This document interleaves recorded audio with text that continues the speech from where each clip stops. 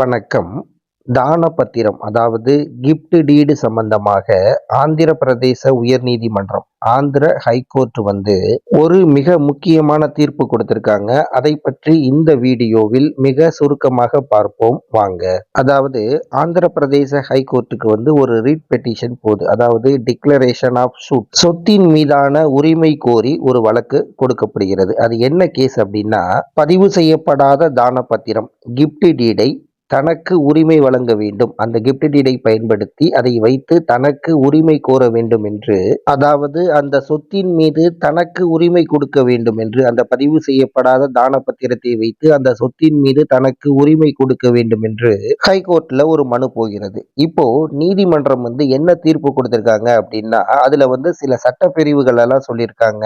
அதை பற்றி சொல்கிறேன் கேளுங்க.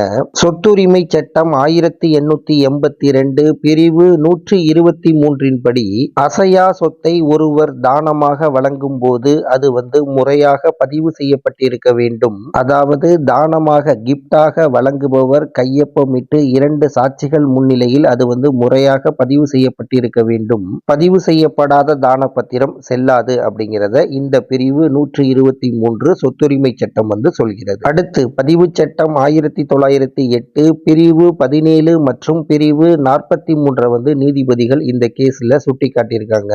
அதாவது பதிவு சட்டம் 1908 பிரிவு 17 என்ன சொல்கிறது அப்படின்னா, ஒரு தான பத்திரம் கட்டாயம் பதிவு செய்யப்பட்டிருக்க வேண்டும் அப்படிங்கிறத சொல்கிறது.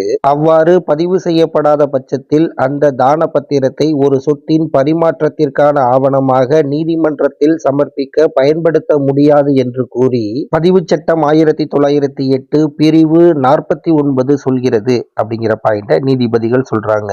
நீதிமன்றம் இறுதியாக என்ன சொல்லிட்டாங்க தீர்ப்புல அப்படின்னா, சட்டப்படி செல்லாத ஒரு ஆவணத்தை வைத்து வழக்கை ஒரு கேஸை நடத்துவது வீணான கால விரயம் அப்படின்னு சொல்லியிருக்காங்க. அடுத்து நீதிமன்றம் இறுதியாக என்ன சொல்லிட்டாங்க அப்படின்னா, இந்த கேஸ்ல இருக்கக்கூடிய தான பத்திரம் பதிவு செய்யப்படவில்லை, ஒரு அடிப்படை முகாந்திரம் இல்லாத ஒரு ஆவணத்தை வைத்து இந்த கேஸை நடத்துவது சரியில்லை, அதனால இந்த மனுவை தள்ளுபடி பண்ணியிருக்காங்க. இந்த கேஸை ரத்து செஞ்சிருக்காங்க. முக்கியமாக இந்த தீர்ப்பு நமக்கு என்ன சொல்கிறது அப்படின்னா, ஒரு சொத்துரிமை வழக்குகள்ல ஆவணங்கள், டாக்குமெண்ட்ஸ் தான் பேஸ், அடித்தளம். ஸோ முறையாக பதிவு செய்யப்படாத ஒரு ஆவணத்தை வைத்து நீதிமன்றம் ஒருவருக்கு சொத்துரிமை கொடுக்க முடியாது. நீதிமன்றம் சொத்துரிமை கொடுக்காது. பதிவு செய்யப்படாத, முறையாக பதிவு செய்யப்படாத ஆவணத்தை வைத்து நீதிமன்றங்கள்ல நம்ம வழக்கு தொடர்ந்து வெற்றி பெற முடியாது. நீதிமன்றமும் சாதகமாக தீர்ப்பு கொடுக்காது அப்படிங்கிறது தான் இந்த பாயிண்ட். முக்கியமாக சொத்துக்களை தானமாக கிஃப்டாக பெறும்போது அந்த சொத்துக்கான ஆவணங்களை முறையாக பதிவு செய்வது எவ்வளவு முக்கியமான விஷயம், எவ்வளவு கட்டாயமான விஷயம் என்பதை பற்றி இந்த தீர்ப்பு நமக்கு எடுத்து காட்டுகிறது.